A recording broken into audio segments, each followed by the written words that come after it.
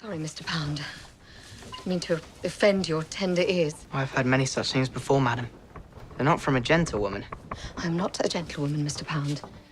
Outlander is heading towards its final season, and these upcoming episodes are primed to bring a full-circle moment. As a time travel fantasy series, there's a lot of potential to create connections within its storylines. With the show nearing its end, there's not much time left to tie up loose ends from earlier seasons.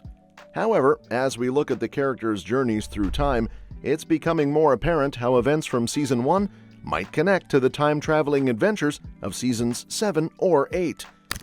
One of the most fascinating aspects of Outlander's story is how time travel has influenced the characters' lives.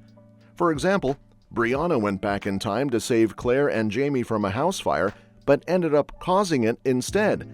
Similarly, Roger traveled through time searching for his son Jemmy, and ended up introducing his ancestors, Gillis Duncan and Dougal Mackenzie, which ensured his own existence in the future. These were all accidents, but there's a sense that Outlander's characters might eventually learn to use these paradoxes to their advantage. Way back in Season 1, Claire made a solo trip to Craignadoon to collect the forget-me-not flowers she had noticed growing there the night before. The blue buds aren't native to Scotland, which piqued Claire's curiosity about their origin and how they came to be planted in such a spiritual and symbolic location. It was during this trip that Claire first slipped through the stones and landed in the 18th century, setting off her adventure with Jamie and the start of Outlander. The show has inspired a spin-off series, Outlander Blood of My Blood, which could also shed light on the mystery of the flowers at Craignadoon. There were no forget-me-nots planted there in the past, indicating they were placed sometime between the 18th and 20th centuries. If they hadn't been there, Claire wouldn't have traveled through time to begin with, which also means characters like Brianna and her children wouldn't have existed.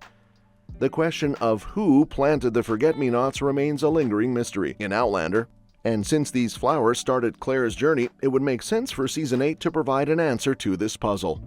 Any of the time travelers in Outlander could potentially be behind the planting of the forget-me-nots to ensure Claire visits the stones. However, the most fitting characters for this role might be Jemmy and Mandy, the children of Brianna and Roger. Born in the 18th century and raised between the 18th and 20th centuries, Jemmy and Mandy are the most deeply immersed in time travel. They have a unique connection to the forces at play, being the offspring of not just one, but two time travelers. Jemmy and Mandy share a psychic bond and are very attuned to the power of the stones and the key lines that connect them. It's likely that they could be the best at mastering time travel within their family. Claire, Brianna, and Roger haven't quite figured out how to jump through time yet, but these children might have the knack for it. If they do, they could decide the perfect moment to plant forget-me-nots at Craignadoon, ensuring that their grandmother's journey begins exactly when it should. Additionally, there are other possible answers to this Outlander full-circle mystery. Who else might have brought Claire to the Standing Stones? While it seems like Jemmy and Mandy are being set up to play key roles in time travel, hinting that they might be the ones to plant the forget-me-nots, there could be other explanations. Since Season 1, Outlander fans have been sharing theories, and several are quite plausible. Some speculate that Claire herself might plant the forget-me-nots to ensure she travels through time, possibly following Jamie's potential untimely death in the series finale. Others suggest that Jamie could plant the flowers after Claire's death, sending a poignant message to his wife in the future not to forget him. No matter the answer, it's clear that the forget-me-not flowers will play a significant role in Outlander's ending. These tiny blue blooms started the whole adventure, and tying them into the finale would make for a perfect full-circle moment. Only time will tell how the time travel fantasy series resolves this mystery. Additionally, I'm worried that Season 8's new characters might negatively impact the show's ending. The new additions could either consume too much screen time or end up being underdeveloped. I'm still trying to wrap my head around the surprise ending update for Season 8, which came straight from Gabaldon. According to the author, the series finale will differ from the conclusion of Gabaldon's unfinished book series. Typically, each season has adapted its corresponding book, but the 8th season will tackle 3 books worth of content, including the unpublished 10th novel. I can't imagine trying to fit 3 of Gabaldon's lengthy novels into just 10 episodes, which makes the introduction of new characters even more concerning. When I first heard about the show's finale plans, Gabaldon's reassurances calmed my fears a bit. The author assured readers that Outlander's showrunners would selectively choose which storylines work best for the TV adaptation. However, adding at least 3 new characters doesn't inspire much confidence or indicate that the showrunners are streamlining the final season thoughtfully. I worry that these new characters could end up being more of a hindrance than a help. Either they'll take up too much screen time or won't have substantial roles that contribute to the overarching story. Outlander already has too much to squeeze into its final season.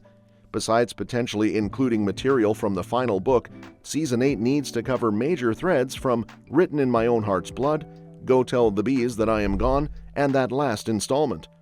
Gabaldon's novels are often close to or over 1,000 pages in length, so the final season has a daunting task ahead. Given the packed storyline in Season 7 and the need to cover so much ground, I think the best approach for Season 8 would be to minimize the roles of these new characters.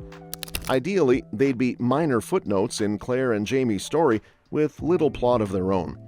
However, the Cunninghams play a significant role in the source material, so I'm not sure how the show will manage them. Charles and Elspeth Cunningham bring a direct threat to Jamie and Amaranthus Grey, has ties to Lord John Grey and William Ransom, which could add depth but also complicate the season. To make sure these characters don't overshadow the final season, Outlander needs to choose its threads wisely. While it's bittersweet that Outlander is wrapping up with Season 8, there's still a lot of franchise potential that the universe is exploring. Outlander Blood of My Blood will delve into the stories of how Claire and Jamie's parents fell in love in their respective timelines, exploring what led to the births of the original series protagonists. The show will touch on historical events like World War I in one timeline and early 18th century Scotland in the other, providing a rich backdrop for storytelling. There's a lot of excitement around Blood of My Blood, but it could also be intriguing to see some connections and hints leading into the new series in the final season of Outlander. As Claire and Jamie reflect on their lives and the events that brought them together, they might look back on how their parents' stories intertwine and set the stage for their own journeys. Harriet Slater and Jamie Roy will play Jamie's parents, while Hermione Corfield and Jeremy Irvine will portray Claire's. And they certainly have their work cut out for them. And that's that for today's video. Thanks for watching, and we'll see you in the next one. Your suggestions for future videos are always welcome in the comments below. Don't forget to like, share, and subscribe to stay in the loop, and if you want, you can share your thoughts about this video in the comments.